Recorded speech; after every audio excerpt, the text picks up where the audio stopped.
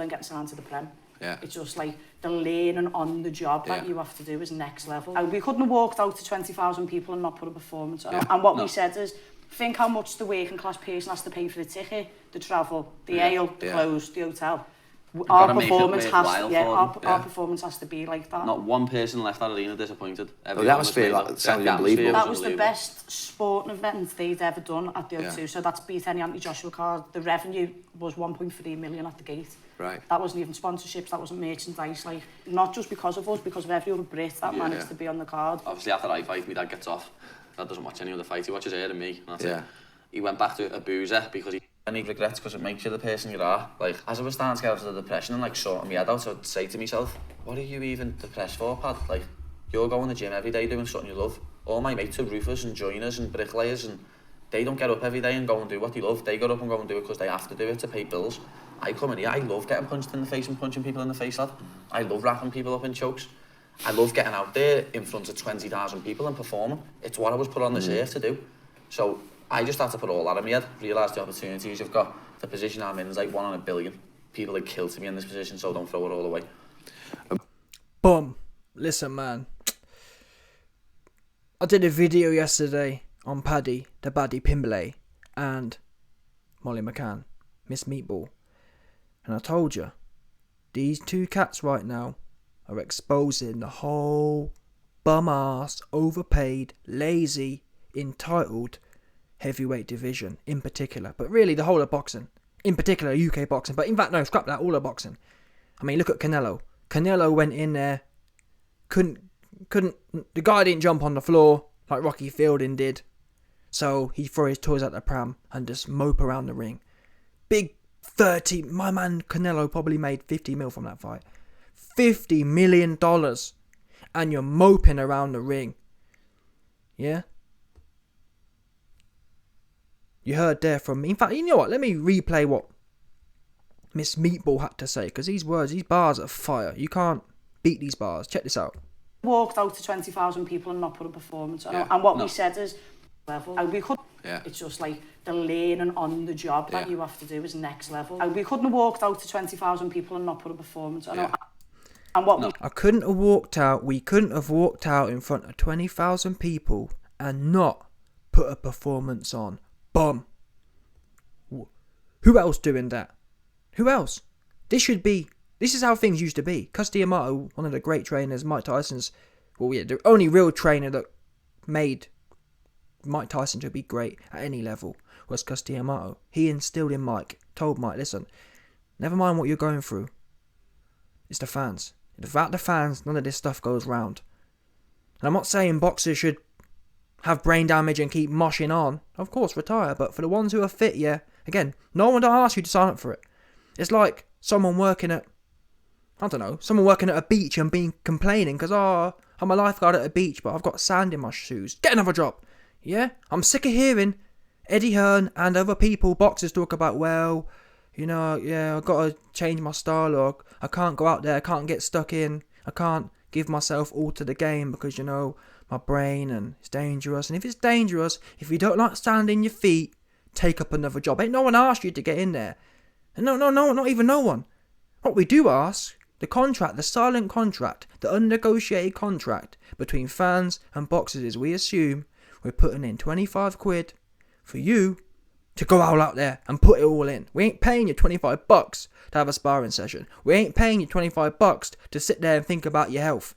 Think about how your barnet feels. Again, listen, if your barnet's rattled, retire. I'm not someone who's trying to squeeze blood out of no one.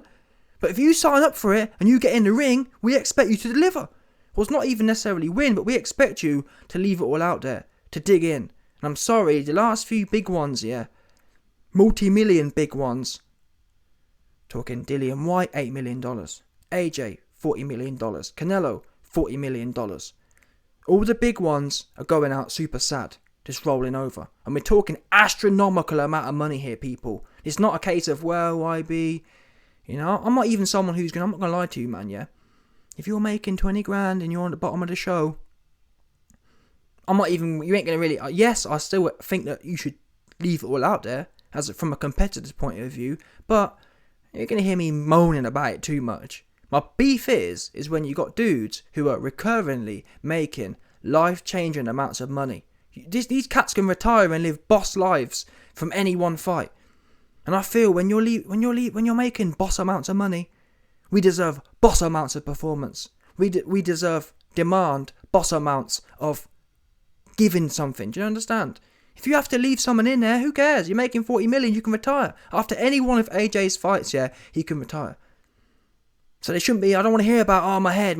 Because you can retire. That's the point. That's why you're meant to be getting so much money. Because you're supposed to be delivering heaps of value. Instead, these days, it goes the other way. These days, yeah, these fighters, they get to a certain level and they think, I made it now. Now I can back off. Now I can fanny around, innit? AJ used to be a destroyer on the way up. Now he's kind of made it. Oh, well, I need to learn to box. I need to learn to have longevity. No, you need to learn how to deliver value to the fans, is what you need to do. About longevity, well, if that was okay, hang on, listen, I ain't got no problem with longevity. Why weren't you saying that at the start? No good being a wrecking ball at the start, luring everyone in on a Ponzi scheme, and then you make it, oh, well, now I need to back off. No, you don't. Now you need to stuck in and double down. And these two individuals, I mean, Paddy isn't known as a striker. Obviously, Molly's much more adept or much more, that's her base. But still, even Paddy at the weekend, he come out flinging shots. He come out working for it. He ain't just go in there, and even he's more of a ground guy, but even so, he ain't go in there to try and sit on you. Some UFC guys go in there just want to sit on you. You know what I mean? Weird dudes. Paddy always looking to finish. I respect that. That's what you should do. And that's what you heard them say there. How can they go in there in front of 20,000 fans who are doing hard paid jobs and go in there and go through the motions? And we sit, not just boxers, but I'm talking about boxing because that's where I come from. Well, not where I come from, but that's the market I'm in at the moment. Yeah? And unfortunately, there's very few examples I can tell you in boxing. I can say, listen, man, this guy, he's serious. He got the same kind of attitude.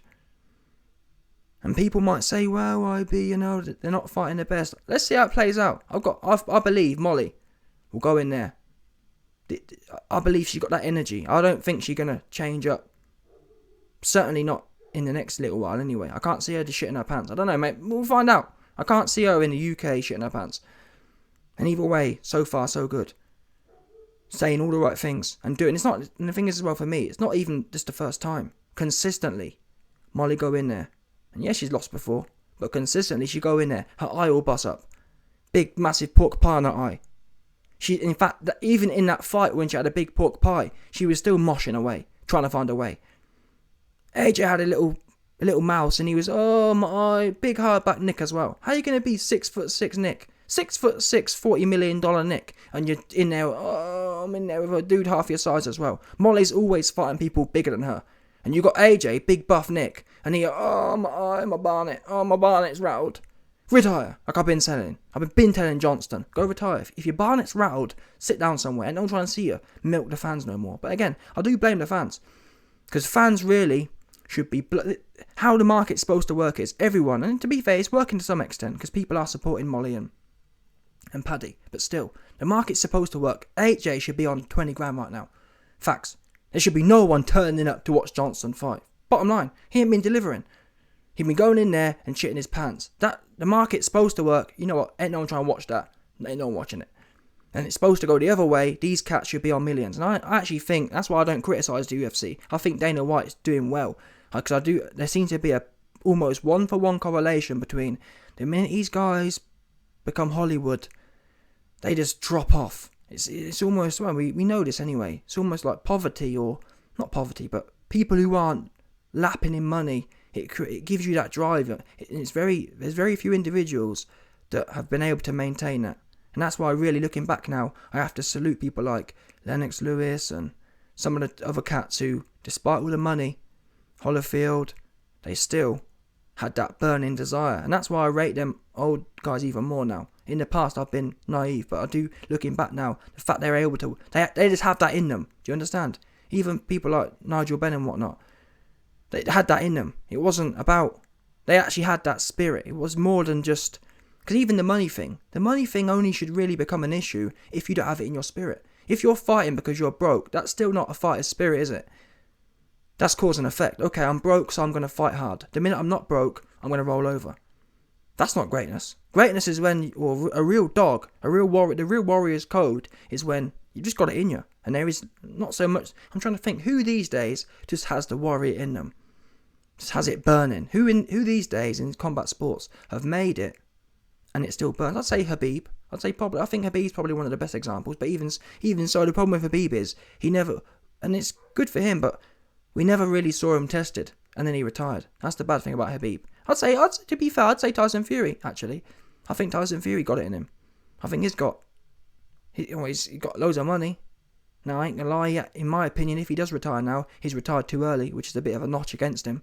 But still, as far as in the ring, he's got all the money in the world. He'd get himself off the mat. It's a rare quality. And not only does he get himself off the mat, he come back fighting. It's not his fault that this current era is super weak, but still, with what's around, he's demonstrating the top quality. I have to admit that. And no, you can't deny that. But it's few and far between. There's a lot of people making a lot of money. Canelo and AJ and whoever else. McGregor. Canelo. I mean, that for me is a trilogy. Canelo, AJ, McGregor. Them three are the most paid athletes, and they're all soft. Look at McGregor. McGregor at the start of his career was just dynamic with it. Now, first thing that lands, he in a heap on the floor with a broken leg. Honestly, it's shocking. Yeah, the first thing back in the day, shots would bounce off. No word of a lie. Go back and watch early McGregor. Shots would bounce off. Now today, the first thing that lands, he on a heap on the floor. Honestly, it's poetic the way it's mad. It's poetically mad. But yeah, man, I salute these guys. These guys be doing the most, 100%. And right there. He said is, think how much the working class person has to pay for the ticket, the travel, the ale, the clothes, the hotel. Our performance has to be like that. Not one person left that arena disappointed ever. Our performance have to be. And that's what we ask for, man. We're asking for you to win. No one's saying, if you don't win, we ain't trying to hear that. We're trying to see you. You know what I mean? Simple stuff. Give us. Let no one out. We're happy for you, man, to make a whole bunch of money. And no one's. There's obviously certain man are sour, but I ain't gonna be sour. If AJ was in there, win, lose or draw, going in there, no problem at all. No problem. You can make 40 million and lose. No problem. It's about how you lose, though. When you go in there and tell us after the fight, I hope the fans are happy with that. Yeah, it was a good fight and good fight. It was a good sparring session. That's what it was. There wasn't no fight about it. You got popped in the mouth and didn't want to know after the first round about good fight. Super weird. The mentality is weird. It's all blown out of place. And the problem is, there's a lot of toppers. Yeah, there's a lot of managerial toppers in camps these days. Just have to top man off, 100%. All of AJ's team will just be giving him the A1 sloppy. That's what bottom line. AJ's team is full of cats who love to deliver the A1 sloppy toppy. That's what it is. No doubt about it. And your barnet just gets, imagine if you've got a whole bag of man to try and top you off 24/7. Your barnet just gets blown out of proportion. You know what I mean? You got no basin in reality. Because there's no one like the YB in your camp tearing you. I've been told people from September last year when he lost that fight, if I'd have been in that camp, it would have been a somber mood, that's for sure. Yeah? I'd have told him, listen, you best go out there and apologise for that shit. 100%. And nothing but apology. I don't want to hear nothing from you. Yeah? Sit in the corner and reflect on your poor behaviour. 100%. All the clowns that are around you, ain't you? You know what I mean? 100%. They'd be cut, dead wood, cut out, straight. About this, that, the other. Go sit there and apologise to the fans for that crock of shit. 100%. You must apologise. That's what you should have been doing. So, you know what, people? I can't believe 80,000 man came out to watch that shit. That's what you should have said. I'm disappointed in myself for bringing out 80,000 people on my own manner and getting turned over by some little dude. That's what should have been the vibe. Not, the fans need to bear in mind that I've trained really hard. What the fuck? Fans need to bear in mind. The fans watch that crap about the fans need to bear in mind. We know full well what went on. You know what I'm saying? But that's the cabal today. Today, the cabal. They not only want to serve you up shit, they want you to say thank you for it as well. That's the ultimate get off for them. The ultimate get off for the cabal, is to serve you up shite, and then for you to say please and thank you for it. Oh, please and thank you, Mr. Johnston, for giving us that crap performance and paying you 50 million for it. Please give us some more. And to be fair, some of you man most of the majority of the population are cucks, because I ain't paying for it. So there's a whole, you know what I mean? If it was my way, there wouldn't be one pay-per-view sold. On principle. On principle, I'll watch the replay. On principle. No way. No way. Anyway, man, listen. Salute to Paddy the Baddy. Salute to Molly McCann. Keep doing their thing. Keep airing out. And I think she even said here that she outsold Johnston. And rightfully so. Yeah? Johnson outsold. Because everyone else doing hard-ass work. That's what I don't understand. And that's what I've exposed as well. People keep banging on about boxers. Oh, why be it so hard? I told you, man, the other day. You didn't believe me. Paddy just said here. He goes, listen, I wake up every day and do something I love. Everyone else go to work and it's a chore. Everyone else go to work and it's... I was told that. I've been told you, man, that anyone who's been an athlete, yeah, to a high level knows. You love doing that. That's what you want to do. Most athletes can't afford to do it full time kind of thing, or aren't good enough to do it full time. That's what you want to do. But yeah, it's all blown out the other way now. Oh, we're supposed to now praise them for it. You man have got the best. That's the best job around. To be an athlete is the best job around. Don't believe the hype. There's been a lot of conditioning that makes people believe, oh, it's so hard. Oh, it's so hard. Honestly, there's nothing easier than being an athlete. Especially these guys in boxing making astronomical amounts of money. Even people like Billy Joe. Billy Joe was making like 500 grand, £1 million a pop. Just doing fighting bums. It's like, what the fuck? It's, you know what I mean? It's just wild. At that kind of mid... I mean, look at Daniel Dubois. Daniel Dubois just went in there, got beat by Joe Joyce, quit. And he's got paid $2 million to fight some bum who jumped on the floor. So what the fuck? And even not even just him, Ryan Garcia. He got paid $2 million to fight some bum. It's wild. And we're supposed to salute them for that. For bum slaying. Oh, wow, it's so hard. These guys, yeah, they get up, go to the gym, sleep in the day. They probably do, as an athlete, you probably do about 5-6 hours work a day. And it's not dead work either. It's entertaining work. Sparring, well, I find it entertaining. Most people, I mean, the crazy thing is, most of us, man, we have to go gym after work. Do you understand? Most people these days are training. And yeah, you're not training as hard as an athlete, but that's their job. Do you understand? Most people go to the gym 2 hours a day anyway. Most pro athletes only do 2 sessions a day. So anyone who's got a proper gym routine, you're doing half as much as them anyway, realistically speaking. But the difference is, you got a job on top of that. You bust your ass for 8-9 hours a day. After that, you have to go to a gym. And you're all knackered and whatever else. So yeah, man. Dead ass boxing. And we need more individuals like this who feel indebted to the fans. Because that's the God's honest truth. I know it's not. The problem is, athletes these days take it for granted because a lot of fans are cucks. You man will take anything. You man will pay for anything. You love it. So they don't get that. They think it's all fun and games. People like Lawrence Okoli. Lawrence Okoli just rock up, make $1 million, and hug the guy to death. Who's trying to watch that? I ain't trying to watch that. I'm just not. Fair play. Some of you man love it. Not for me. Yeah? I don't want to see a big athletic Nick. I mean, if you're going to be big and athletic, yeah, what's the point? That's why I have to respect Wilder. Because he was big and athletic. A big, strong bull. What do big, strong bulls do to beaters? Knock them out. Yeah, has Wilder fought any top guys? No, but the ones he did fight, he knocked out. Lawrence Okoli fighting the same bums and hugging them to death. It's like, fucking hell.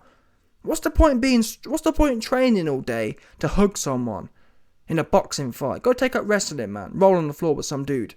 Sweaty dude having hours. I mean, I don't know. I mean, I think Lawrence Okoli needs to leave Team AJ. Yeah? He got too into them zesty activities. He liked rolling around with sweaty dudes. That's what I'm telling you now, 100%. Lawrence Okoli spent too much time with Anthony Johnston.